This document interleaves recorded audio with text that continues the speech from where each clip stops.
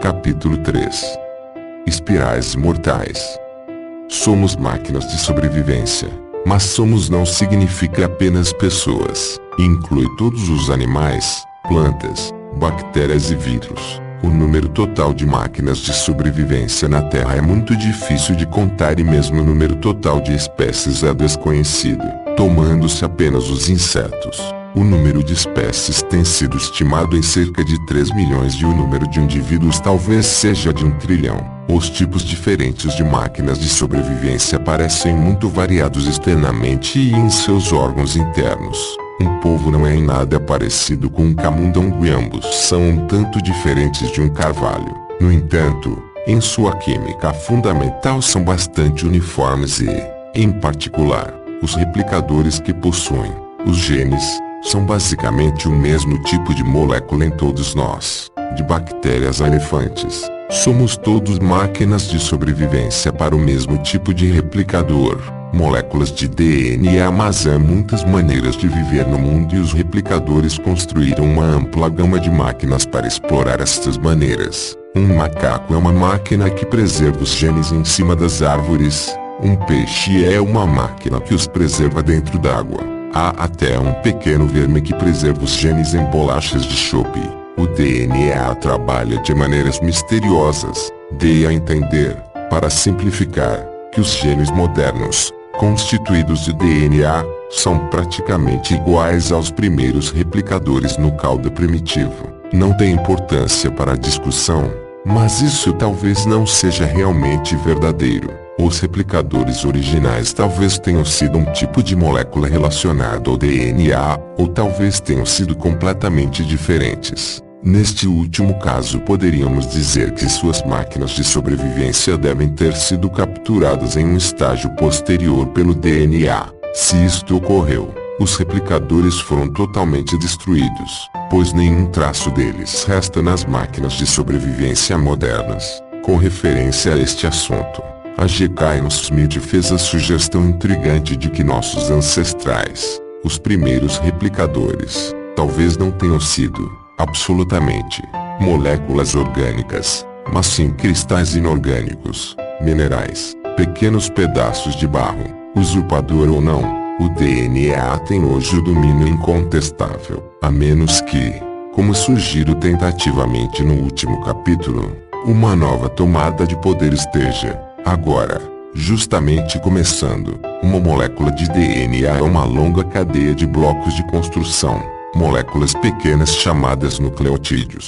Da mesma maneira como as moléculas de proteína são cadeias de aminoácidos, também as moléculas de DNA são cadeias de nucleotídeos. A molécula de DNA é pequena demais para ser vista, mas sua forma exata foi engenhosamente decifrada por meios indiretos. Ela consiste em um par de cadeias de nucleotídeos torcidas juntas, formando uma espiral elegante, a dupla hélice, a espiral imortal. Os nucleotídeos constituintes existem em apenas 4 tipos diferentes, cujos nomes podem ser abreviados para A, T, graus Celsius e GL são os mesmos em todos os animais e plantas. O que difere é a ordem na qual estão enfileirados. Um constituinte G de um homem é, em todos os detalhes, idêntico a um constituinte G de um caramujo, mas a sequência dos constituintes em um homem não é apenas diferente daquela em um caramujo, é também diferente, embora em menor grau, da sequência em todos os outros homens, excetuando-se o caso especial de gêmeos idênticos. Nosso DNA mora dentro de nossos corpos. Ele não se concentra em uma parte específica do corpo, mas é distribuído entre as células. Existem cerca de 1 milhão de bilhões de células constituindo um corpo humano médio e, com algumas exceções que podemos ignorar, cada uma dessas células contém uma cópia completa do DNA daquele corpo. Este DNA pode ser considerado como um conjunto de instruções sobre como construir um corpo, escrito no alfabeto A, T, graus Celsius e G dos nucleotídeos. É como se em cada quarto de um imenso prédio existisse uma estante contendo os planos do arquiteto para todo o prédio. A estante em uma célula é chamada de núcleo. No homem, os planos do arquiteto montam 46 volumes, Em outras espécies o número é diferente. Os volumes são chamados de cromossomos. São visíveis sob o microscópio como longos fios e os genes estão enfileirados em ordem ao longo deles. Não é fácil e, de fato, talvez nem seja significativo decidir onde um gene termina e o seguinte começa. Felizmente, como este capítulo mostrará, isto não tem importância para nossos propósitos. Farei uso da metáfora dos planos do arquiteto, misturando livremente a linguagem da metáfora com a linguagem da situação real. Volume será usado como sinônimo de cromossomo. Página provisoriamente será usado como sinônimo de gene, embora a divisão entre os genes seja menos distinta do que a divisão entre as páginas de um livro. Esta metáfora nos levará bastante longe. Quando ela finalmente falhar, introduzirei outras metáforas. A propósito, não há, é claro, nenhum arquiteto. As instruções do DNA foram montadas pela seleção natural. As moléculas de DNA fazem duas coisas importantes. Em primeiro lugar, elas replicam-se, ou seja, fazem cópias de si mesmas. Isso tem continuado ininterruptamente desde o começo da vida e atualmente há moléculas de DNA são capazes de fazê-lo muito bem. Como adulto você consiste de 1 milhão de bilhões de células, mas quando foi concebido inicialmente era apenas uma única célula, provida de uma versão original dos planos do arquiteto. Esta célula se dividiu em dois e cada uma das duas células recebeu sua própria cópia dos planos.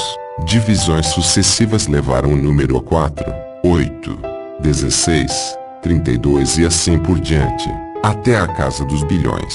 Em cada divisão os planos do DNA foram copiados com fidelidade, praticamente sem erros. É fácil falar da duplicação do DNA, mas este é realmente um conjunto de planos para se construir um corpo. Como esses planos são postos em prática, como são eles traduzidos para a estrutura do corpo? Isto leva-me à segunda coisa importante que o DNA faz. Ele supervisiona indiretamente a manufatura de um tipo diferente de molécula, a proteína. A hemoglobina mencionada no último capítulo é exatamente um exemplo da enorme diversidade das moléculas de proteína. A mensagem codificada do DNA, escrita no alfabeto de nucleotídeos de 4 letras, é traduzida para um outro alfabeto de uma maneira mecânica simples. Este é o alfabeto dos aminoácidos, o qual define as moléculas de proteína. Fazer proteínas talvez pareça estar muito longe de fazer-se um corpo, mas é a primeira pequena etapa nesta direção.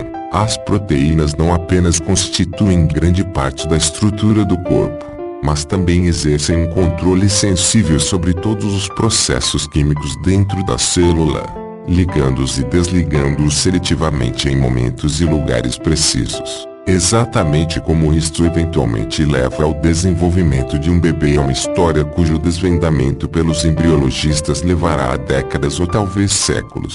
Mas, o fato é que assim ocorre. Os genes de fato controlam indiretamente a fabricação de corpos e a influência é estritamente unidirecional. As características adquiridas não são herdadas. Não importa quanto conhecimento e sabedoria você adquira durante sua vida. Absolutamente nada será transmitido para seus filhos por meios genéticos. Cada geração nova começa da estaca zero. O corpo é a maneira dos genes preservarem-se inalterados. A importância evolutiva do fato de que os genes controlam o desenvolvimento embrionário é o seguinte: significa que os genes são pelo menos parcialmente responsáveis pela sua própria sobrevivência no futuro, pois esta depende da eficiência dos corpos nos quais eles vivem e os quais eles ajudaram a construir. Antigamente a seleção natural consistia na sobrevivência diferencial de replicadores flutuando livremente no caldo primitivo. Hoje, a seleção natural favorece os replicadores que são bons em construir máquinas de sobrevivência, genes que são hábeis na arte de controlar o desenvolvimento embrionário. Os replicadores não têm mais consciência disto ou mais intencionalidade do que jamais tiveram. Os mesmos antigos processos de seleção automática entre moléculas rivais devido à longevidade, fecundidade e fidelidade de cópia ainda continuam tão cegas inevitavelmente quanto fizeram em épocas remotas. Os genes não têm a capacidade de previsão, não fazem planos antecipadamente, simplesmente são alguns mais do que outros. Isto é tudo, mas as qualidades que determinam a longevidade e a fecundidade de um gene não são de forma alguma tão simples como foram nos últimos anos. Nos últimos 600 milhões ou perto disto, os replicadores conseguiram triunfos notáveis na tecnologia das máquinas de sobrevivência, tais como o músculo, o coração e o olho, os quais evoluíram independentemente várias vezes. Antes disto, eles alteraram radicalmente características fundamentais de seu modo de vida como replicadores, o que deve ser compreendido se quisermos continuar com o argumento. A primeira coisa a entender a respeito de um replicador moderno é que ele é altamente gregário. Uma máquina de sobrevivência é um veículo contendo não apenas um gene mas muitos milhares deles. A fabricação de um corpo é um empreendimento conjunto de tal complexidade que é quase impossível desemaranhar a contribuição de um gene daquela de outro. Um determinado gene terá muitos efeitos diferentes sobre partes bastante distintas do corpo. Uma região específica deste último será influenciada por muitos genes e o efeito de qualquer um deles depende da interação com muitos outros genes. Alguns agem como dirigentes, controlando a operação de um grupo de outros genes. Em termos da analogia, qualquer página dada dos planos faz referência a muitas partes diferentes da construção e cada página tem sentido apenas em termos de referências cruzadas a numerosas outras páginas. Esta interdependência intrincada dos genes talvez o faça perguntar-se por que, então, usamos a palavra gene. Por que não usar um substantivo coletivo como complexo gênico? A resposta é que para muitos propósitos esta é, de fato, uma boa ideia. Mas, se olharmos as coisas de outra maneira, também é possível considerar o complexo gênico como estando dividido em replicadores ou genes discretos. Isto devido ao fenômeno do sexo. A reprodução sexuada tem o efeito de misturar e baralhar os genes, o que significa que qualquer corpo individualmente é apenas um veículo temporário para uma combinação efêmera de genes. A combinação de genes que constitui um indivíduo qualquer poderá ser efêmera, mas os genes em si são, potencialmente, muito duradouros. Seus destinos constantemente se cruzam e recruzam ao longo das gerações. Um gene pode ser considerado como uma unidade que sobrevive por um grande número de corpos individuais sucessivos. Este é o argumento central que será desenvolvido neste capítulo. É um argumento com o qual alguns de meus mais respeitados colegas recusam-se obstinadamente a concordar, de modo que você deve perdoar-me se pareço pormenorizá-lo demasiadamente. Em primeiro lugar, devo explicar resumidamente o sexo. Eu disse que os planos para a construção do corpo humano estão desenvolvidos em 46 volumes. Isto foi, de fato, uma simplificação excessiva. A verdade é um tanto bizarra. Os 46 cromossomos consistem de 23 pares de cromossomos. Poderíamos dizer que existem dois conjuntos alternativos de 23 volumes de planos arquivados no núcleo de cada célula. Chame-os volume 1 e volume 1b, volume 2 e volume 2b, etc. Até o volume 23º e o volume 23b. Os números de identificação que utilizo para os volumes e, mais tarde, para as páginas, são, é claro, inteiramente arbitrários. Recebemos cada cromossomo intacto de um de nossos dois pais, em cujo testículo ovário ele foi montado. Os volumes 1ª, 2ª, 3ª vieram, digamos, do pai. Os volumes 1b, 2b, 3b vieram da mãe. É muito difícil na prática, mas teoricamente você poderia olhar com um microscópio os 46 cromossomos em qualquer uma de suas células e separar os 23 que vieram de seu pai e os 23 que vieram de sua mãe. Os cromossomos pareados não passam toda a sua vida fisicamente em contato uns com os outros, ou mesmo perto um do outro. Em que sentido, então, estão eles pareados? No sentido de que cada volume provindo originalmente do pai, pode ser considerado, página por página, como uma alternativa direta a um volume específico provindo originalmente da mãe. A página 6 do volume 13º e a página 6 do volume 13b Por exemplo, talvez refiram-se ambas à cor dos olhos. Talvez uma queira dizer azul e a outra castanho. Algumas vezes as duas páginas alternativas são idênticas, mas, em outros casos, como em nosso exemplo da cor dos olhos, elas diferem, se fazem recomendações contraditórias. O que o corpo faz? A resposta varia. Algumas vezes uma interpretação prevalece sobre a outra. No exemplo da cor dos olhos dado acima, a pessoa, na realidade, teria olhos castanhos. As instruções para fazer olhos azuis seriam ignoradas na construção do corpo, embora isto não impeça que sejam transmitidas para gerações futuras. Um gene ignorado desta maneira é chamado recessivo. O oposto de um gene recessivo é um gene dominante.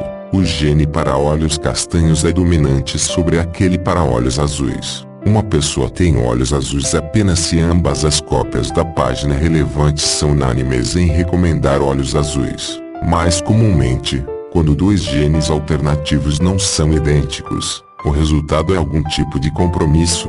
O corpo é construído segundo um esquema intermediário ou alguma coisa completamente diferente. Quando dois genes, como aquele para olhos castanhos e aquele para olhos azuis, competem pela mesma fenda em um cromossomo, são chamados alelos um do outro. Para nossos propósitos a palavra alelo é sinônimo da palavra rival. Imagine os volumes dos planos do arquiteto como fichários cujas páginas podem ser destacadas e permutadas. Todo volume 13 deve ter a página 6, mas há várias páginas 6 possíveis que poderiam entrar no fichário entre a página 5 e a página 7. Uma versão diz olhos azuis, outra versão possível diz olhos castanhos. Talvez haja ainda outras versões na população como um todo que especifiquem outras cores, como a verde. Talvez haja meia dúzia de alelos alternativos localizados na posição da página 6 nos 13º cromossomos espalhados pela população total. Uma pessoa qualquer tem apenas 2 cromossomos de volume 13, portanto, ela poderá ter no máximo 2 alelos na lenda da página 6. Talvez ela tenha, como alguém de olhos azuis, 2 cópias do mesmo alelo, ou talvez ela tenha 2 alelos quaisquer escolhidos dentre a meia dúzia de alternativas disponíveis na população total. Você não pode, é claro, literalmente escolher seus genes do conjunto disponível à população toda. Em qualquer instante todos os genes estão presos dentro de máquinas de sobrevivência individuais. Nossos genes nos são distribuídos na concepção e nada podemos fazer a respeito. No entanto, num certo sentido, os genes da população em geral podem, a longo prazo, ser considerados um fundo de genes. Esta frase, de fato, é um termo técnico usado pelos geneticistas. O fundo de genes é uma abstração útil porque o sexo mistura os genes, se bem que de uma maneira cuidadosamente organizada. Em particular, uma coisa semelhante ao destacar e trocar páginas e conjuntos de páginas em um fichário realmente ocorre, como logo veremos. Descrevi a divisão normal da célula em 2 novas células, cada qual recebendo uma cópia completa de todos os 46 cromossomos. Esta divisão celular normal é chamada mitose, mas há outro tipo de divisão celular chamada meiose. Esta se dá apenas na produção das células sexuais, os espermatozoides ou os óvulos. Os espermatozoides e óvulos são excepcionais dentre nossas células, pois contêm apenas 23 cromossomos, em vez de 46. Este número, é claro, é exatamente a metade de 46. O que é conveniente quando eles fundem-se na fertilização sexual para produzir um novo indivíduo. A meiose é um tipo especial de divisão celular que ocorre apenas nos testículos e ovários. Nela uma célula com o conjunto duplo completo de 46 cromossomos divide-se formando células sexuais com o conjunto simples de 23, sempre usando os números do homem para ilustrar. Um espermatozoide com seus 23 cromossomos é formado pela divisão meiótica de uma das células comuns de 46 cromossomos no testículo. Quais 23 cromossomos são colocados em um dado espermatozoide? Evidentemente é importante que um espermatozoide não receba 23 cromossomos antigos quaisquer. Ele não deve ser formado com duas cópias do volume 13 e nenhuma do volume 17. Teoricamente seria possível um indivíduo dotar um de seus espermatozoides com cromossomos provenientes, por exemplo, de sua mãe, isto é, volume 1b, 2b, 3b, 23b. Neste acontecimento improvável, uma criança concebida deste espermatozoide herdaria metade de seus genes da avó paterna e nem de seu avô paterno. Mas, este tipo de distribuição grosseira, de cromossomos inteiros, de fato não acontece. A verdade é bem mais complexa. Lembre-se que os volumes, cromossomos, devem ser encarados como fichários. O que ocorre é que durante a produção do espermatozoide, páginas isoladas, ou melhor, pilhas com muitas páginas, são destacadas e trocadas pelas pilhas correspondentes do volume equivalente. Assim, um espermatozoide específico poderá construir seu volume 1 tomando as primeiras 65 páginas do volume 1 e as páginas de 66 até o fim do volume 1b. Os outros 22 volumes deste espermatozoide seriam construídos de maneira semelhante.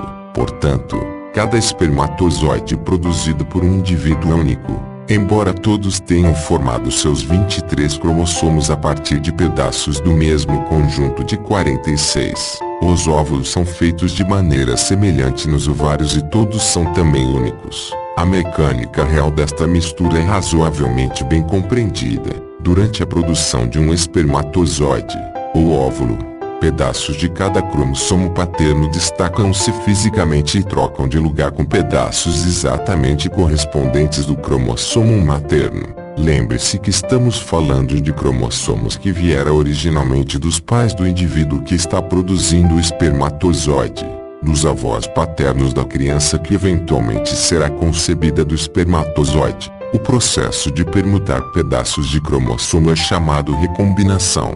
Ele é muito importante para todo o argumento deste livro e significa que se você tornasse seu microscópio e olhasse os cromossomos em um de seus próprios espermatozoides, óvulos, se você for mulher, seria perda de tempo tentar identificar os cromossomos provenientes de seu pai e aqueles provenientes de sua mãe. Isto contrasta fortemente com o caso das células comuns do corpo. Ver página 45. Qualquer cromossomo em um espermatozoide seria uma colcha de retalhos, um mosaico de genes maternos e paternos. A metáfora da página representando o gene começa a falhar aqui. Num fichário uma página inteira pode ser inserida, removida ou trocada, mas não um pedaço de uma página. O complexo gênico é, porém, apenas uma longa fileira de letras de nucleotídeos, de forma alguma dividida de maneira óbvia em páginas discretas. Existem, realmente, símbolos especiais significando o fim da mensagem de cadeia proteica e começo da mensagem de cadeia proteica, escritos no mesmo alfabeto de 4 letras das próprias mensagens de proteína. Entre esses dois sinais de pontuação estão as instruções codificadas para fazer uma proteína. Se quisermos, poderemos definir um gene individual como a sequência de letras de nucleotídeos localizada entre um símbolo para começo e outro para fim e codificando uma cadeia proteica. A palavra cistron tem sido usada para a unidade definida desta maneira e alguns utilizam a palavra gene como sinônimo de cistron, mas a recombinação não respeita os limites entre os cistrons. Rupturas podem ocorrer tanto dentro de cistrons como entre eles. É como se os planos do arquiteto estivessem escritos não em páginas discretas, mas em 46 rolos de fita de telégrafo impressor. Os cistrons não têm comprimento fixo. A única maneira de saber onde um termina e o seguinte começa seria ler os símbolos na fita, procurando aqueles para fim da mensagem e começo da mensagem. A recombinação seria representada tomando-se fitas paternas e maternas que combinem e cortando e trocando porções correspondentes, independentemente do que esteja escrito nelas. No título deste livro a palavra gene não significa um único cistron mas uma coisa mais sutil. Minha definição não agradará a todos, mas não há definição de gene universalmente aceita. Mesmo se houvesse, nada de sagrado com as definições. Podemos definir uma palavra como quisermos para nossos próprios propósitos. desde que o façamos com clareza e sem ambiguidade. A definição que quero usar provém de G. Williams. Um gene é definido como qualquer porção do material cromossômico que dura potencialmente por um número suficiente de gerações para servir como unidade da seleção natural. Usando as palavras do capítulo anterior, o gene é um replicador com alta fidelidade de cópia. Dizer fidelidade de cópia é outra maneira de dizer longevidade sob a forma de cópias e abreviar simplesmente para longevidade. A definição requer justificação. Segundo qualquer definição, o gene deve ser uma porção de um cromossomo. A pergunta é, uma porção de que tamanho? Quanto da fita do telégrafo? Imagine uma sequência qualquer de letras do código sobre a fita. Chame a sequência de unidade genética. Poderá ser uma sequência de apenas 10 letras dentro de um cistron, ou uma sequência de 8 cistrons. Talvez comece e termine no meio de um cistron e se sobreporá a outras unidades genéticas. Incluirá unidades menores e fará parte de unidades maiores. Para o propósito do presente argumento, não importa quão longa ou curta seja, é a ela que estamos chamando de unidade genética. É apenas uma extensão de um cromossomo, de forma alguma distinta fisicamente do resto dele. Agora vem o ponto importante. Quanto mais curta for uma unidade genética, mais tempo, em gerações, ela provavelmente viverá. Em particular, menos provável será que ela seja dividida por uma recombinação qualquer. Suponha que um cromossomo inteiro tenha, em média, a probabilidade de sofrer uma recombinação cada vez que um espermatozoide ou óvulo é produzido pela divisão meiótica, e que esta recombinação possa ocorrer em qualquer lugar ao longo de seu comprimento. Se considerarmos uma unidade genética muito grande, por exemplo metade do comprimento do cromossomo, existirá uma probabilidade de 50% da unidade ser rompida em cada meiose. Se a unidade genética que estamos considerando for apenas 1% do comprimento do cromossomo, poderemos supor que ela terá apenas 1% de probabilidade de ser rompida em uma dada divisão meiótica. Isto significa que a unidade poderá ter esperança de sobreviver por um grande número de gerações nos descendentes do indivíduo. Um único cistron provavelmente terá muito menos do que 1% do cromossomo. Mesmo um grupo de vários cistrons vizinhos poderá esperar viver muitas gerações antes de ser quebrado pela recombinação. A expectativa de vida média de uma unidade genética pode ser expressa convenientemente em gerações, o que, por sua vez, pode ser transformado em anos. Se tomarmos um cromossomo inteiro como nossa suposta unidade genética, a história de sua vida durará apenas uma geração. Suponha que seja o seu cromossomo número 8º, herdado de seu pai. Ele foi criado dentro de um dos testículos dele, logo antes de você ser concebido. Nunca havia existido antes em toda a história do mundo.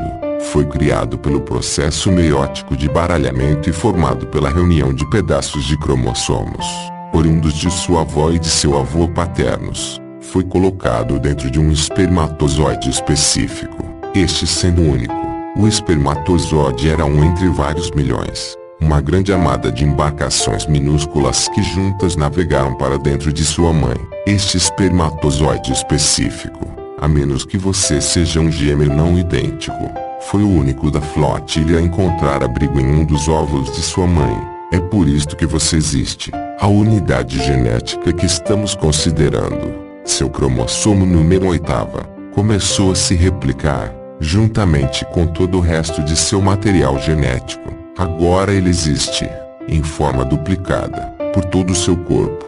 Mas, quando você, por sua vez, vier a ter filhos, este cromossomo será destruído quando você fabricar óvulos, ou espermatozoides. Pedaços deles serão trocados com pedaços de seu cromossomo materno número 8b. Em uma célula sexual qualquer um novo cromossomo número 8 será criado, talvez melhor do que o antigo, talvez pior, mas, excetuando-se uma coincidência um tanto improvável, definitivamente diferente, definitivamente único. A duração da vida de um cromossomo é de uma geração, e qual a duração da vida de uma unidade genética menor, por exemplo 1% do comprimento de seu cromossomo 8º. Esta unidade também proveio de seu pai, mas é muito provável que não estivesse formada nele originalmente. Seguindo o raciocínio anterior, há uma probabilidade de 99% que ele a tenha recebido intacta de um de seus pais. Suponha que tenha sido da mãe, sua avó paterna. Há, novamente, uma probabilidade de 99% que ela tenha herdado intacta de um de seus pais. Se traçarmos a ascendência de uma pequena unidade genética de volta o suficiente, chegaremos, eventualmente, a seu criador original. Em algum estágio ela deve ter sido pela primeira vez criada dentro do testículo ou ovário de um de seus antepassados. Deixe-me repetir o sentido bastante especial no qual estou usando a palavra criar. As subunidades menores que constituem a unidade genética considerada podem muito bem ter existido anteriormente. Nossa unidade genética foi criada em um momento específico apenas no sentido de que o arranjo particular das subunidades pelo qual ela é definida não existia antes daquele momento. O momento da criação pode ter ocorrido bastante recentemente, por exemplo em um de seus avós. Mas, se considerarmos uma unidade genética muito pequena, ela poderá ter sido formada pela primeira vez em um antepassado muito mais distante, talvez um ancestral pré-humano semelhante a um macaco. Além disto, uma pequena unidade genética dentro de você poderá igualmente continuar no futuro, passando intacta pela longa linha de seus descendentes. Lembre-se também que os descendentes de um indivíduo não constituem um ramo único, mas uma linha ramificada. Qualquer que tenha sido o antepassado que criou um fragmento específico curto de seu cromossomo SA, ele ou ela muito provavelmente tem inúmeros outros descendentes além de você. Uma de suas unidades genéticas poderá estar presente também em seu primo de segundo grau. Ela poderá estar presente em mim, no primeiro-ministro e em seu cachorro, pois todos nós temos ancestrais em comum se formos para trás o suficiente. Além disto, a mesma pequena unidade poderá ser formada várias vezes independentemente por acaso. Se a unidade for pequena, a coincidência não é muito improvável, mas, mesmo um parente próximo terá pouca probabilidade de compartilhar um cromossomo inteiro com você. Quanto menor a unidade genética, mais provável será que outro indivíduo o compartilhe. Mais provável será que ela esteja representada muitas vezes no mundo, sob a forma de cópias. A aproximação acidental, através da recombinação de subunidades previamente existentes, é a maneira usual de uma nova unidade genética ser formada. Uma outra maneira, de grande importância evolutiva, embora seja rara, é chamada de mutação pontual. Uma mutação pontual é um erro correspondente a uma única letra incorreta em um livro. Ela é rara, mas, evidentemente, quanto maior for a unidade genética, maior será a probabilidade que seja alterada por uma mutação em algum lugar ao longo de seu comprimento. Outro tipo raro de erro ou mutação que tem consequências importantes a longo prazo é chamado inversão. Um pedaço de cromossomo destaca-se em ambas as extremidades, vira ao contrário e liga-se novamente na posição invertida. Em termos da analogia apresentada acima, isto exigiria uma certa renumeração das páginas. Algumas vezes porções dos cromossomos não se invertem simplesmente, mas tornam a se ligar numa parte completamente diferente do cromossomo, ou até mesmo unem-se a outro inteiramente diverso. Isto corresponde à transferência de uma pilha de páginas de um volume para outro. A importância deste tipo de erro é que, embora em geral seja desastroso, pode, ocasionalmente, levar à ligação firme de pedaços de material genético que calhem funcionar bem em conjunto. Talvez dois cistons que possuam efeito benéfico somente quando estão ambos presentes, complementam ou reforçam um ao outro de alguma maneira, sejam aproximados apenas por meio de inversão. A seleção natural, então, poderá tender a favorecer a nova unidade genética assim formada, a qual se difundirá pela população futura. É possível que complexos gênicos, no decorrer dos anos, tenham sido rearranjados ou editados extensivamente dessa maneira. Um dos exemplos mais nítidos disto se relaciona com o fenômeno conhecido como mimetismo. Algumas borboletas têm gosto desagradável, têm geralmente cores brilhantes e características e os pássaros aprendem a evitá-las através de seus sinais de advertência. Outras espécies de borboletas que não têm gosto desagradável, então, se aproveitam, mimetizam aquelas de gosto ruim. Elas nascem assemelhando-se às últimas em cor e forma, mas não gosto, e frequentemente enganam os naturalistas humanos e também os pássaros. Uma ave que tem uma vez experimentado a borboleta de gosto desagradável genuína tende a evitar todas as borboletas que a ela se pareçam. Isto inclui os indivíduos miméticos e, assim, os genes para mimetismo são favorecidos pela seleção natural. É assim que o mimetismo evolui. Há muitas espécies de borboletas desagradáveis e nem todas se parecem. Um indivíduo mimético não pode assemelhar-se a todas elas. Tem que se restringir a uma espécie desagradável em particular. Em geral, qualquer espécie mimética dada a especialista em mimetizar uma espécie desagradável. Mas, há espécies miméticas que fazem algo muito estranho. Alguns indivíduos mimetizam uma espécie desagradável e os demais mimetizam outra. Qualquer indivíduo intermediário que tentasse mimetizar a ambas seria logo comido.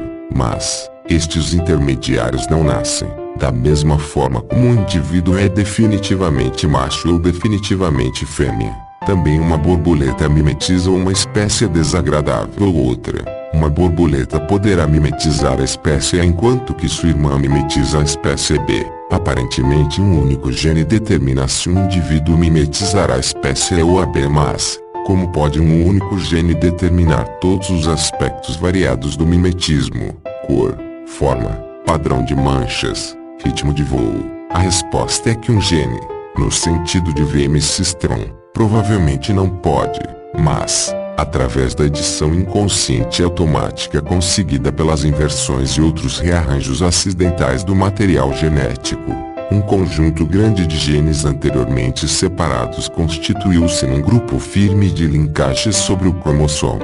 O conjunto todo comporta-se como um único gene. Pela nossa definição, de fato, ele agora é um único gene, e possui um alelo que é, na realidade, outro conjunto. Um conjunto contém os cistrons envolvidos em mimetizar a espécie A, o outro aqueles envolvidos em mimetizar a espécie B. Cada conjunto é tão raramente dividido pela recombinação que a borboleta intermediária nunca é vista na natureza, mas ocasionalmente aparece se grandes números são criados no laboratório. Estou usando a palavra gene para indicar uma unidade genética que é pequena o suficiente para durar por um grande número de gerações e ser distribuída sob a forma de muitas cópias. Esta não é uma definição rígida do tipo tudo ou nada, mas uma espécie de definição mais vaga, como a definição de grande ou velho. Quanto maior a probabilidade de um fragmento de cromossomo ser dividido pela recombinação ou alterado por mutações de vários tipos, menos apropriado será chamá-la de gene no sentido em que estou usando o termo. Presumivelmente um cistron poderá ser chamado de gene, mas unidades maiores também o poderão. Uma dúzia de cistrons poderão estar tão próximos uns dos outros sobre um cromossomo que para nossos propósitos eles constituem uma única unidade genética duradoura. O conjunto GP-mimetismo da borboleta é um bom exemplo. Ao abandonar um corpo e entrar no próximo, ao embarcar num espermatozoide ou óvulo para a viagem H geração seguinte, os cistrons provavelmente verificarão que a pequena embarcação contém seus vizinhos contíguos da viagem anterior, velhos companheiros com os quais navegaram na longa odisseia desde os corpos de antepassados distantes. Os cistrons vizinhos no mesmo cromossomo formam uma companhia bem integrada de colegas de viagem os quais raramente deixam de embarcar no mesmo navio quando é hora da meiose. A rigor este livro não devia se chamar nem um cistron egoísta e nem um cromossomo egoísta, mas o grande fragmento levemente egoísta de cromossomo e o pequeno fragmento ainda mais egoísta. Na melhor das hipóteses este não é um título atraente, de modo que, definindo o gene como um pequeno fragmento de cromossomo que potencialmente dura muitas gerações, chama o livro de gene egoísta. Voltamos agora ao ponto que havíamos atingido no fim do capítulo 1. Vimos na ocasião que o egoísmo deve ser esperado em qualquer entidade merecedora do título de unidade básica da seleção natural. Vimos que algumas pessoas consideram a espécie como a unidade da seleção natural, outras consideram a população ou grupo dentro da espécie e outras ainda consideram o indivíduo. Eu disse que preferia encarar o gene como a unidade fundamental da seleção natural e, portanto, como a unidade fundamental do interesse próprio. O que fiz, então, foi definir o gene de tal forma que não posso, na verdade, deixar de ter razão. A seleção natural, em sua forma mais geral, implica na sobrevivência diferencial de entidades. Algumas entidades vivem e outras morrem, mas, a fim de que essa morte seletiva tenha algum impacto no mundo, mais uma condição deve ser satisfeita. Cada entidade deve existir sob a forma de muitas cópias e algumas das entidades, pelo menos, devem ser potencialmente capazes de sobreviver, sob a forma de cópias, durante um período significante de tempo evolutivo. As unidades genéticas pequenas possuem essas propriedades, o que não acontece com indivíduos, grupos e espécies. Constituiu a grande realização de Gregor Mendel mostrar que as unidades hereditárias podem, na prática, ser tratadas como partículas indivisíveis e independentes. Hoje em dia sabemos que isto é um pouco simplificado demais. Até mesmo um cistrão é, ocasionalmente, divisível e dois genes quaisquer sobre o mesmo cromossomo não são inteiramente independentes. O que fiz foi definir um gene como uma unidade que aproxima-se, em alto grau, do ideal de partícula indivisível. Um gene não é indivisível, mas é raramente dividido. Ou ele está definitivamente presente ou definitivamente ausente no corpo de um indivíduo qualquer. O gene viaja intacto de avô para neto, passando diretamente pela geração intermediária sem se fundir a outros genes. Se eles continuamente se misturassem uns com os outros, a seleção natural, como a entendemos atualmente, seria impossível. A propósito, isto foi provado quando Darwin ainda estava vivo, o que lhe preocupou muito, pois naquela época assumia-se que a hereditariedade era um processo de mistura. A descoberta de Mendel já havia sido publicada e ela poderia ter salvo Darwin, mas, infelizmente, ele nunca teve conhecimento dela. Aparentemente ninguém a leu até vários anos depois de Darwin e Mendel terem ambos morrido. Mendel talvez não tivesse compreendido o significado de suas descobertas, caso contrário possivelmente teria escrito a Darwin. Outro aspecto do caráter de partícula do gene é que ele não fica senil.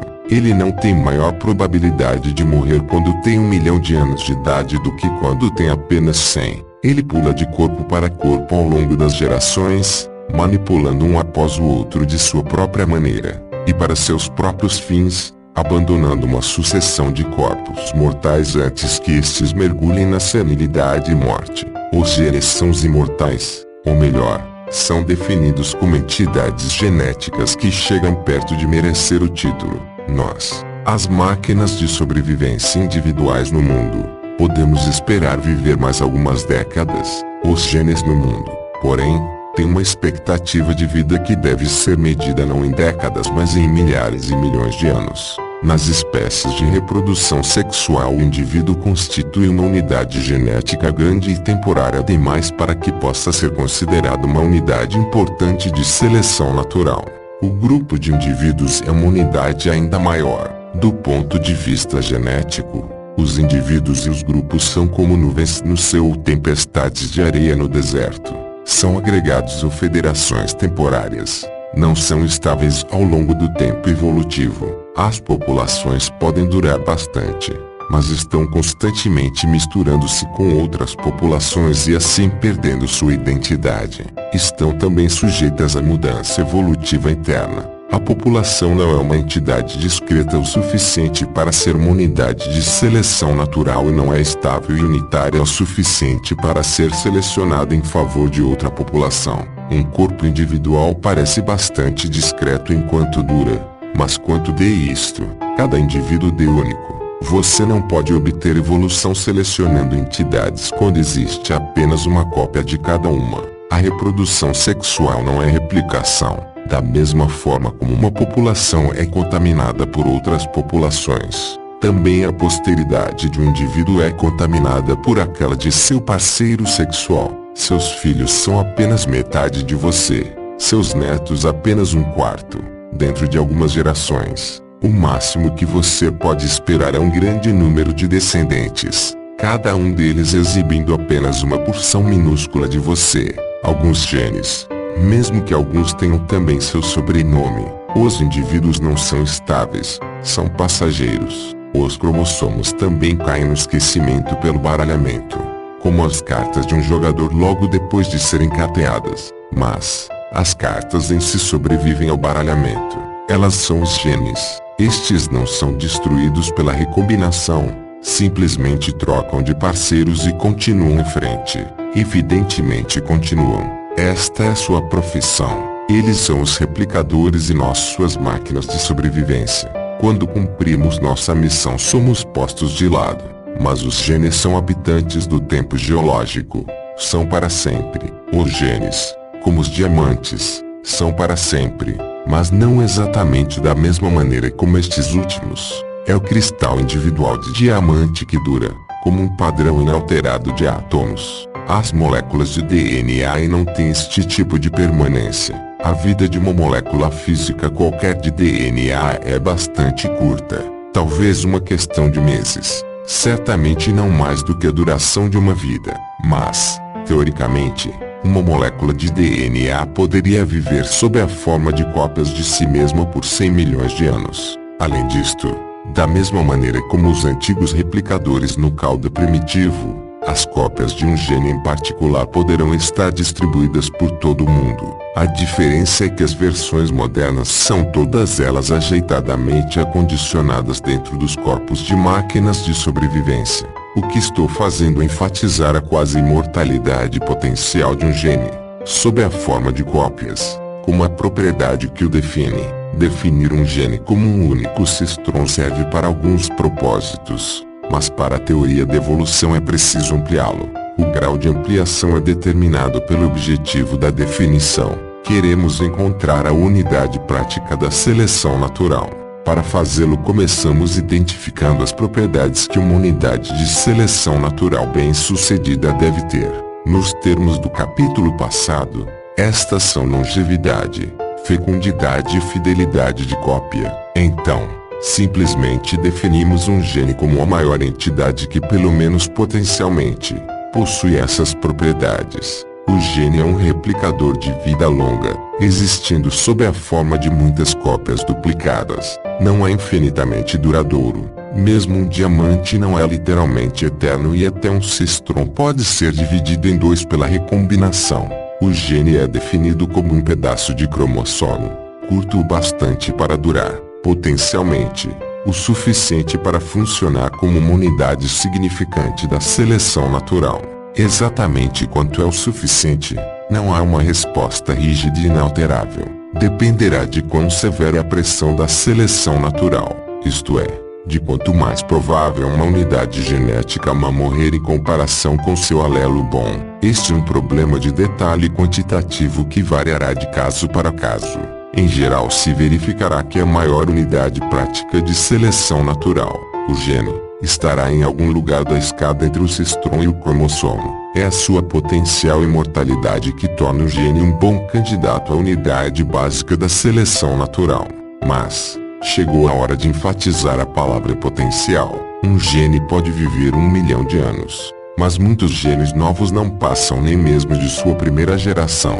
Os novos bem-sucedidos o são, em parte, porque têm sorte, mas, principalmente, porque têm o que é preciso, o que significa que são bons em fazer máquinas de sobrevivência. Possuem efeitos sobre o desenvolvimento embrionário de todo o corpo sucessivo no qual se encontram, de tal forma que cada corpo tem uma pequena probabilidade a mais de viver e reproduzir-se do que teria sob a influência do gene rival ou alelo. Um gene bom, por exemplo, poderá garantir sua sobrevivência tendo a tendência a dotar os corpos sucessivos nos quais se encontra de pernas longas as quais ajudam esses corpos a escapar de predadores. Este é um exemplo particular, não universal. Pernas longas, afinal de contas, nem sempre são vantajosas. para uma toupeira seria um empecilho. Ao invés de nos prendermos a detalhes, podemos pensar em alguma qualidade universal que esperaríamos encontrar em todos os genes bons,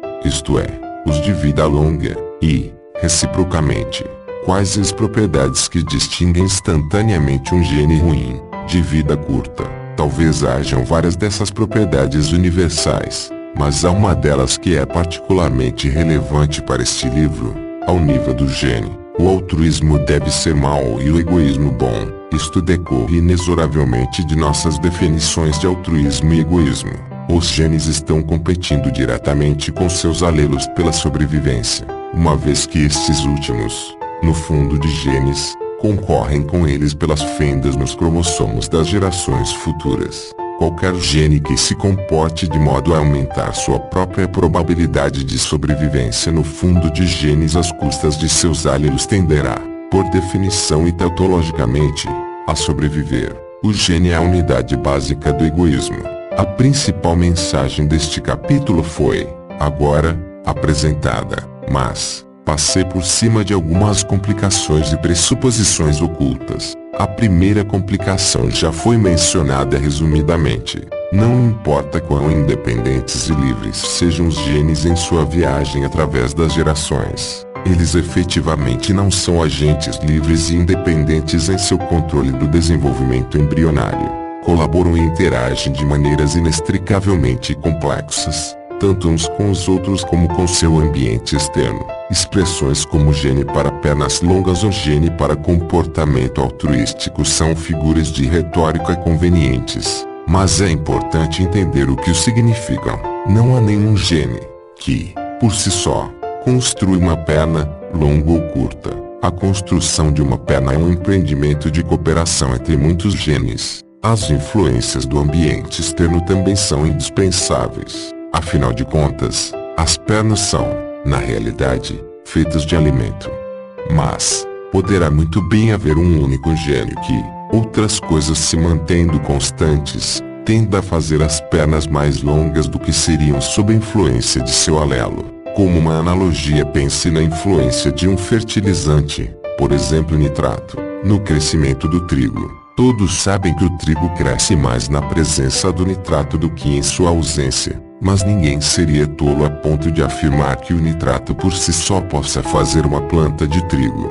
A semente, o solo, o sol, a água e vários minerais são, é claro, igualmente necessários. Mas, se todos esses outros fatores forem mantidos constantes, e mesmo se for permitido que variem dentro de certos limites, a adição de nitrato fará o trigo crescer mais. O mesmo ocorre com genes isolados no desenvolvimento de um embrião. O desenvolvimento embrionário é controlado por uma rede intrincada de relações tão complexa que é melhor não a considerarmos. Nenhum fator isolado, genético ou ambiental, pode ser considerado como a causa única de qualquer parte de um bebê. Todas essas partes têm um número quase infinito de causas antecedentes. Porém, uma diferença entre um dado bebê e outro, por exemplo uma diferença no comprimento da perna, poderá facilmente ser imputada a algumas diferenças precedentes simples, quer no ambiente quer nos genes. São diferenças que importam na luta competitiva para sobreviver, e são diferenças controladas geneticamente que importam na evolução. No que se refere a um gene, seus alelos são seus rivais mortais, mas outros genes são igualmente parte de seu ambiente, comparáveis à temperatura, alimento, predadores ou companheiros. O efeito do gene depende de seu ambiente, o qual inclui outros genes. Algumas vezes um gene tem um efeito na presença de outro gene específico e efeito completamente diferente na presença de outro conjunto de genes companheiros.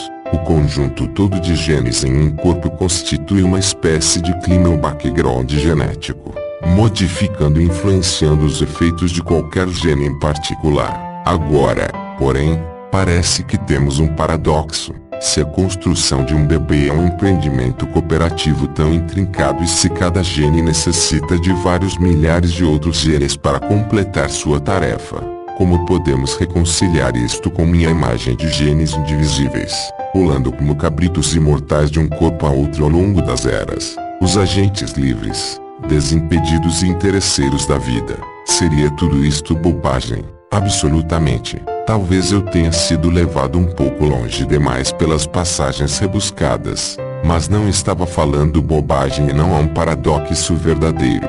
Podemos explicar isto por meio de outra analogia. Um remador sozinho não pode vencer a competição de remo da Universidade de Oxford ou de Cambridge. Necessita de 8 colegas. Cada um deles é um especialista que senta-se sempre numa parte específica do barco, na proa, na posição do voga, do patrão, etc. Remar é um empreendimento cooperativo. Porém, alguns homens são assim mesmo melhores do que outros. Suponha que um treinador tenha que escolher sua equipe ideal a partir de um conjunto de candidatos, alguns especializados na posição de proa, outros na ação de remar. Um remador sozinho não pode vencer a competição de remo da Universidade de Oxford ou de Cambridge. Necessita de 8 colegas. Cada um deles é um especialista que senta-se sempre numa parte específica do barco, na proa, na posição do voga, do patrão, etc. Remar é um empreendimento cooperativo. Porém, alguns homens são, assim mesmo, melhores do que outros. Suponha que um treinador tenha que escolher sua equipe ideal a partir de um conjunto de candidatos, alguns especializados na posição de proa, outros na de mestre de barco, e assim por diante. Suponha que ele faça sua seleção da seguinte forma: cada dia reúne 3 novas equipes tentativas misturando ao acaso os candidatos a cada posição e fazendo as 3 equipes competirem entre si. Após algumas semanas começará a ficar claro que o barco vencedor frequentemente tem a tendência a conter os mesmos indivíduos. Estes são identificados como bons remadores. Outros indivíduos parecem se encontrar consistentemente em equipes mais vagarosas e são eventualmente rejeitados. Porém, mesmo um remador excepcionalmente bom poderá, algumas vezes, ser membro de uma equipe vagarosa, que é devido à inferioridade dos outros membros, que é devido à má sorte. Por exemplo, um vento contrário forte. É apenas em média que os melhores homens tenderão a se encontrar no barco vencedor. Os remadores são gênios. Os concorrentes a cada lugar no barco são alinos potencialmente capazes de ocupar a mesma fenda ao longo do cromossomo. Remar rapidamente corresponde a construir um corpo bem-sucedido em sobreviver. O vento é o ambiente externo. O estoque de candidatos alternativos é o pool de genes. No que se refere à sobrevivência de um corpo qualquer, todos seus genes estão no mesmo barco. Muitos genes bons caem em má companhia e se veem compartilhando um corpo com um letal o qual elimina este corpo na infância. O gene bom, então, é destruído juntamente com o resto.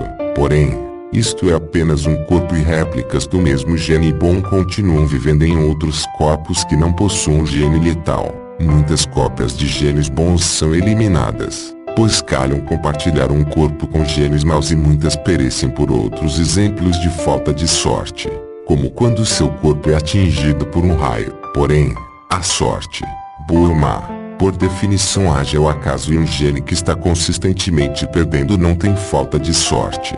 É um gene mau. Uma das qualidades de um bom remador é trabalho de equipe, a capacidade de cooperar com o resto da tripulação e nela se enquadrar. Isto poderá ser tão importante quanto músculos fortes. Como vimos no caso das borboletas, a seleção natural poderá inconscientemente editar um complexo gênico por meio de inversões e outros movimentos grosseiros de fragmentos de cromossomos. Desta forma reunindo em grupos firmemente ligados, genes que cooperam bem. Mas, há também um sentido no qual genes que não estão de forma alguma ligados fisicamente podem ser selecionados pela sua compatibilidade mútua. Um gene que cooperar bem com a maioria dos outros genes que ele tem a probabilidade de encontrar em corpos sucessivos, isto é, os genes em todo o resto do fundo, tenderá a ter vantagem.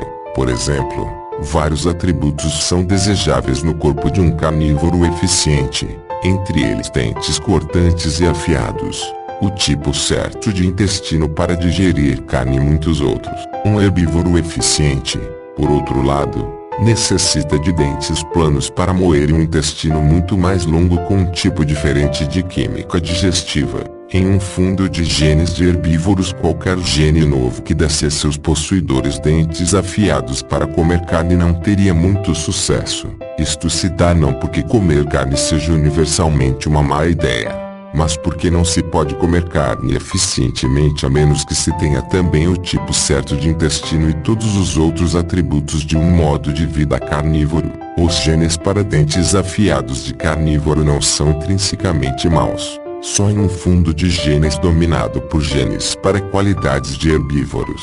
Esta é uma ideia sutil e complicada. É complicada porque o ambiente de um gene consiste em grande parte de outros genes, cada um dos quais, por sua vez, sendo selecionado segundo sua habilidade de cooperar com o seu ambiente consistindo de outros genes. Uma analogia adequada para lidar com este assunto sutil de fato existe, mas não provém da experiência cotidiana. É a analogia com a teoria dos jogos humana, a qual será introduzida no capítulo 5 com relação a disputas agressivas entre animais. Portanto, há de outras discussões sobre este assunto até o fim daquele capítulo e retorno à mensagem central deste. E esta é a de que é melhor não considerar a espécie, nem a população e nem mesmo o indivíduo como a unidade básica da seleção natural, mas uma unidade pequena de material genético a qual é conveniente rotular de gene. O ponto-chave do argumento, como apresentado acima, foi a suposição de que os genes são potencialmente imortais, enquanto que os corpos e todas as outras unidades superiores são temporárias. Esta suposição baseia-se em dois fatos: a reprodução sexual e a recombinação, e a mortalidade individual. Esses fatos são inegavelmente verdadeiros. Isto, porém, não nos impede de perguntar por que eles são verdadeiros. Porque nós e a maioria das outras máquinas de sobrevivência praticamos a reprodução sexual, porque nossos cromossomos se recombinam, e porque não vivemos para sempre. A pergunta sobre por que morremos de velhice é complexa e os detalhes estão além do objetivo deste livro. Além das razões particulares, algumas mais gerais têm sido propostas. Uma teoria, por exemplo, é que a senilidade representa um acúmulo deletério de erros de cópia e outros tipos de injúria aos genes que ocorrem durante a vida do indivíduo. Outra teoria, de autoria de Sir Peter Medawar, é um bom exemplo de pensamento evolutivo em termos de seleção de genes. Em primeiro lugar, Medawar rejeita argumentos tradicionais tais como: os indivíduos velhos morrem como um ato de altruísmo para com o resto da espécie, pois se continuassem vivos quando estivessem decrépitos demais para se reproduzir apinhariam o mundo sem nenhum objetivo. Como Medawar salienta, este é um argumento circular, pressupondo o que ele tenta provar, ou seja, que os animais velhos são decrépitos demais para se reproduzir. É também um tipo de explicação por seleção de grupo ou seleção de espécie ingênuo, embora esta parte possa ser expressa de maneira mais respeitável. A própria teoria de Medawar tem uma bela lógica. Podemos chegar até ela da seguinte maneira: já nos perguntamos quais os atributos mais gerais de um gene bom e resolvemos que o egoísmo era um deles. Mas, outra qualidade geral que os genes bem-sucedidos terão é a tendência a adiar a morte de suas máquinas de sobrevivência pelo menos até depois da reprodução. Sem dúvida, alguns de seus primos e tios-avós morreram durante a infância, mas absolutamente a nenhum de seus antepassados ocorreu mesmo. Os antepassados simplesmente não morrem jovens. O gene que faz com que seu possuidor morra é chamado de gene letal. Um gene semiletal tem algum efeito debilitante, de modo que lhe torna a morte por outras causas mais provável. Qualquer gene exerce seu efeito máximo sobre o corpo em algum estágio particular da vida e os letais e semilegais não constituem exceção. A maioria dos genes exerce sua influência durante a vida fetal, outros durante a infância, o começo da vida adulta, a meia-idade e outros, ainda, na velhice. Pense que uma lagarta e a borboleta na qual ela se transforma têm exatamente o mesmo conjunto de genes. Os genes letais, evidentemente, terão a tendência a ser removidos do fundo de genes. É óbvio também, porém, que um gene letal de efeito tardio será mais estável no fundo do que um gene letal de efeito precoce. Um gene letal num corpo mais velho ainda poderá ser bem sucedido no POL, desde que seu efeito letal não apareça até depois do corpo ter tido tempo de deixar pelo menos alguns descendentes. Um gene que fizesse com que corpos velhos contraíssem câncer, por exemplo, poderia ser transmitido para muitos descendentes, pois os indivíduos se reproduziriam antes de apanhar a doença. Por outro lado, um gene que fizesse corpos de adultos jovens contrair câncer não seria transmitido a muitos descendentes, e um que fizesse crianças pequenas contrair câncer fatal não seria transmitido a absolutamente nenhum descendente. Então, segundo esta teoria, a deterioração por senilidade é simplesmente um subproduto do acúmulo, no fundo, de genes letais e semiletais de efeito tardio, aos quais foi possível passar pela rede da seleção natural simplesmente porque tem efeito tardio.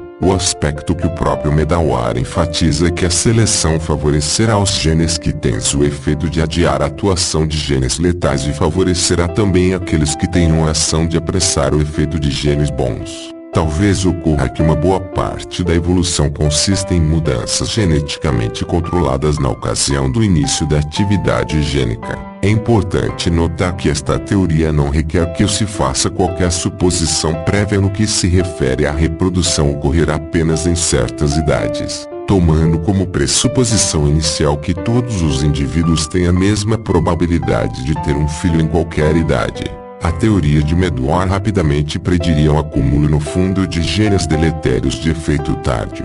A tendência dos indivíduos se reproduzirem menos na velhice seguir-se-ia como uma consequência secundária. Abrindo um parêntese, uma das boas características desta teoria é que ela nos leva a especulações bastante interessantes. Decorre dela, por exemplo, que se quiséssemos prolongar a duração da vida humana haveria duas maneiras gerais pelas quais poderíamos fazê-la. Em primeiro lugar, poderíamos proibir a reprodução antes de uma certa idade, por exemplo, 40 anos.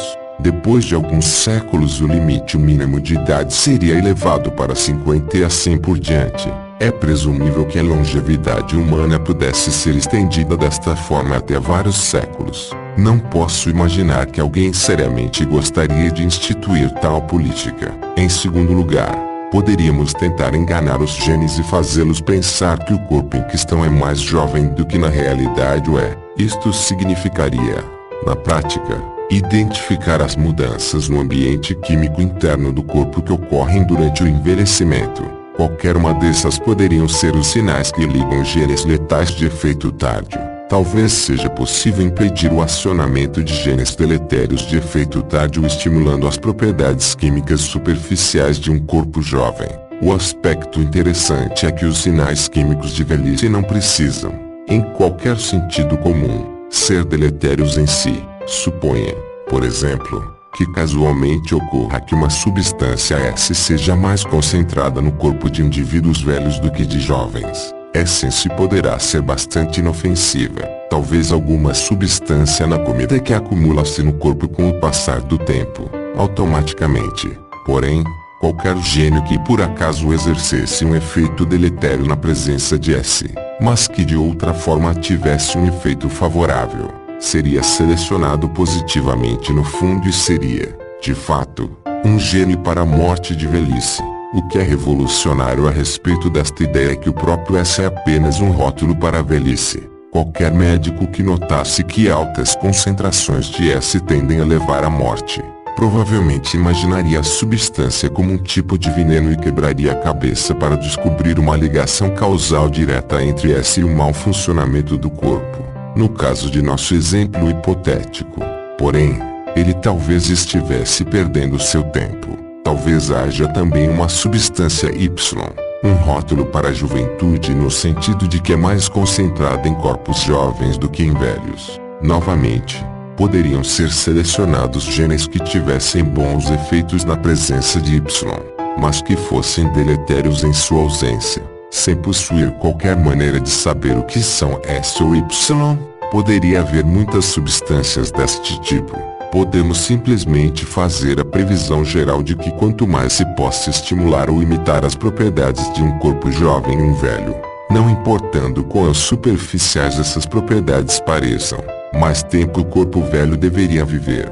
Devo enfatizar que essas são apenas especulações baseadas na teoria de Medawar, embora haja um sentido no qual esta teoria deve, logicamente, ter algo de verdadeiro. Isto não significa necessariamente que seja a explicação correta para qualquer exemplo prático dado de deterioração por senilidade. O que interessa é que a ideia de evolução por seleção de genes não encontra dificuldade em explicar a tendência dos indivíduos a morrer quando se tornam velhos.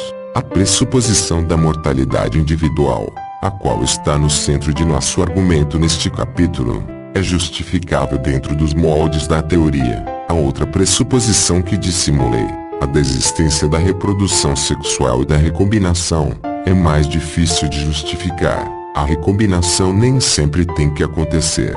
Os machos da mosca das frutas não apresentam. Há um gene que tem o efeito de suprimi-la igualmente nas fêmeas. Se criássemos uma população de moscas na qual este gene fosse universal, o cromossomo em um fundo cromossômico tornar-se-ia a unidade básica indivisível da seleção natural. De fato, se seguíssemos nossa definição até a sua conclusão lógica, um cromossomo inteiro teria que ser considerado um gene. Ainda, alternativas ao sexo efetivamente existem. As fêmeas do pulgão podem gerar descendentes vivos do mesmo sexo, sem pai, cada qual contendo todos os genes de sua mãe. A propósito, um embrião no útero de sua mãe poderá ter um embrião ainda menor dentro de seu próprio útero. Assim, um pulgão pode dar à luz uma filha e uma neta simultaneamente, ambas equivalentes às suas próprias irmãs gêmeas idênticas. Muitas plantas propagam-se vegetativamente emitindo brotos. Neste caso talvez prefiramos falar em crescimento e não em reprodução. Mas, se pensarmos no assunto, existe de qualquer forma uma distinção bastante pequena entre crescimento e reprodução não sexual, uma vez que ambos se dão por divisão celular mitótica simples. Algumas vezes as plantas produzidas por reprodução vegetativa destacam-se da mãe. Em outros casos, por exemplo no olmo, os brotos unidos à planta-mãe permanecem intactos. Todo um bosque de olmo pode, de fato, ser considerado um único indivíduo. A pergunta então é: se pulgões e olmos não o fazem, por que o resto de nós tem tanto trabalho em misturar os genes com aqueles de outra pessoa antes de fazermos um bebê? Parece uma maneira estranha de agir, porque o sexo, esta perversão bizarra da replicação direta, jamais se originou. Para que serve o sexo? Esta é uma pergunta extremamente difícil para um evolucionista responder. A maioria das tentativas sérias de respondê-la envolvem raciocínio matemático sofisticado. Francamente a evitarei, a não ser para dizer uma coisa, e esta é que pelo menos parte da dificuldade que os teóricos têm em explicar a evolução do sexo resulta do fato deles habitualmente considerarem que os indivíduos tentam maximizar o número de seus genes que sobrevivem. Nestes termos o sexo parece paradoxal porque é uma maneira ineficiente de um indivíduo propagar seus genes. Cada filho tem apenas 50% dos genes do indivíduo, os outros 50% sendo fornecidos pelo parceiro sexual. Se ele ao menos pudesse, como um pulgão, originar filhos que fossem réplicas exatas de si mesmo, ele passaria 100% de seus genes para a geração seguinte no corpo de cada um deles. Este aparente paradoxo levou alguns teóricos a adotar o selecionismo de grupo, uma vez que é relativamente fácil pensar em vantagens do sexo ao nível de grupo. Como W. F. Bodmer resumiu, o sexo facilita o acúmulo em um único indivíduo de mutações vantajosas que originaram-se separadamente em diferentes indivíduos. O paradoxo, porém, parece menos paradoxal se seguirmos o argumento deste livro e tratarmos o indivíduo como uma máquina de sobrevivência construída por uma confederação efêmera de genes duradouros. Vê-se então que a eficiência do ponto de vista do indivíduo total é irrelevante. A sexualidade versus a não sexualidade será considerada um atributo sob o controle de um único gene, exatamente como olhos azuis versus olhos castanhos. Um gene para a sexualidade manipula todos os outros genes para seus próprios fins egoístas. O gene para a recombinação faz o mesmo. Existem até genes, chamados mutadores, que manipulam as taxas de erros de cópias centímetros outros genes. Um erro de cópia, por definição, é desvantajoso para o gene que é copiado erroneamente, se for vantajoso para o gene mutador egoísta que o induz. Porém, este último poderá difundir-se no pool de genes. Da mesma maneira, se a recombinação beneficia um gene para a recombinação, isto é explicação suficiente para a existência deste mecanismo. E se a reprodução sexual, comparada à não sexual, beneficia um gene para a reprodução sexual, isto é explicação suficiente para a existência desta última. É comparativamente irrelevante se ela beneficia ou não todo o restante dos genes de um indivíduo. Do ponto de vista do gene egoísta, o sexo não é, afinal de contas,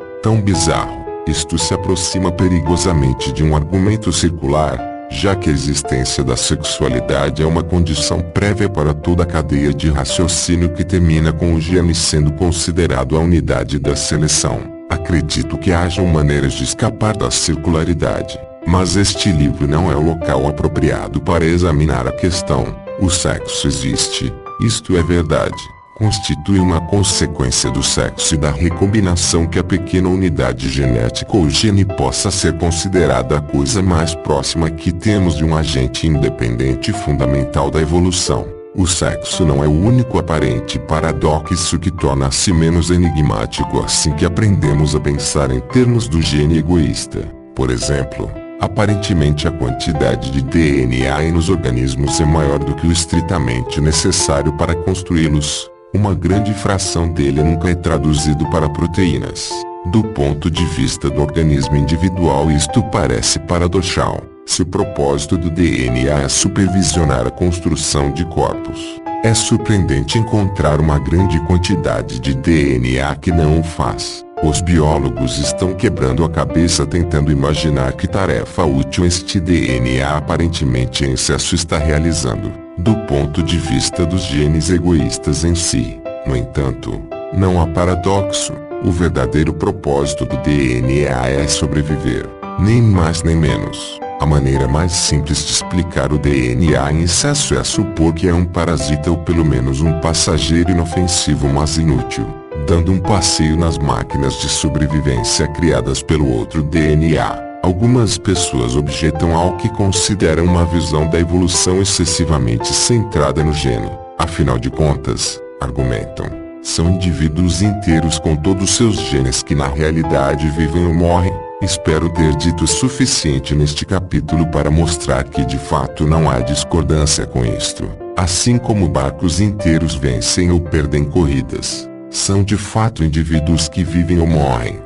E a manifestação imediata da seleção natural é, quase sempre, ao nível de indivíduo. As consequências a longo prazo da sorte e sucesso reprodutivo individuais não aleatórios manifestam-se sob a forma de frequências alteradas no fundo de genes. Este último exerce, com algumas reservas, o mesmo papel para os replicadores modernos que exercia o caldo primitivo para os replicadores originais. O sexo e a recombinação cromossômica têm o efeito de preservar a fluidez do equivalente moderno do caldo. Devido ao sexo e à recombinação, o fundo de genes é mantido bem misturado, os genes parcialmente baralhados. A evolução é o processo por meio pelo qual alguns genes tornam-se mais numerosos e outros menos no fundo gênico. Quando quer que estejamos tentando explicar a evolução de alguma característica, como comportamento altruísta, é bom adquirir o hábito de perguntarmos-nos simplesmente, que efeito esta característica terá sobre as frequências de genes no fundo. Às vezes a linguagem de genes torna-se um pouco tediosa e para a brevidade destaque utilizaremos metáforas, mas sempre estaremos céticos a seu respeito a fim de fazer certo que podem ser traduzidas novamente para a linguagem de genes, se for preciso. No que se refere ao gene, o fundo é exatamente o novo tipo de caldo onde aquele subsiste. A única coisa que mudou é que hoje em dia ele subsiste cooperando com grupos sucessivos de companheiros retirados do fundo de genes para construir uma máquina de sobrevivência mortal após outra. É as próprias máquinas de sobrevivência e é o sentido no qual se pode dizer que os genes controlam seu comportamento que nos dedicamos no próximo capítulo.